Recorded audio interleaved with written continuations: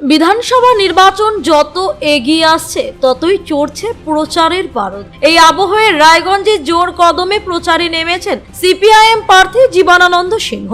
জয়ের লক্ষ্যে শতভাগ আত্মবিশ্বাস নিয়ে তিনি চষে বেড়াচ্ছেন এলাকার অলিগলি, পৌঁছে যাচ্ছেন সাধারণ মানুষের দোরগোড়ায়। প্রচারের সময় সাধারণ মানুষের সঙ্গে সরাসরি কথা বলে তাদের সমস্যা ও অভাব অভিযোগ মন দিয়ে শুনছেন তিনি। শিক্ষা ব্যবস্থার উন্নয়ন, শহরকে জঞ্জাল মুক্ত করা, রায়গঞ্জ বিশ্ববিদ্যালয়ের শিক্ষার মান বৃদ্ধি এবং রায়গঞ্জ হাসপাতালের চিকিৎসার পরিষেবার উন্নতির মতো গুরুত্বপূর্ণ ইস্যুগুলোকেও সামনে রেখে ভোটের লড়াইয়ে নেমেছেন এই বাম প্রার্থী। জীবনানন্দ সিংহের দাবি, দীর্ঘদিন ধরে জমে থাকা সাধারণ মানুষের সমস্যার সমাধান করাই তার মূল লক্ষ্য।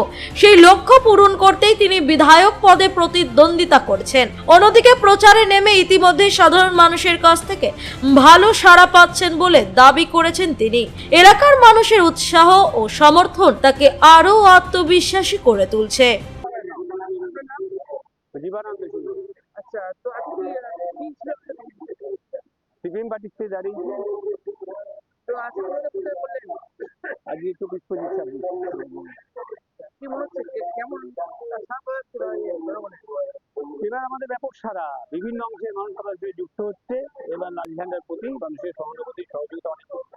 আপনি বিভিন্ন জায়গায় ঘুরছেন, তো কি মনে হচ্ছে তোমার জনগণের কি প্রবলেম ফেস হচ্ছে?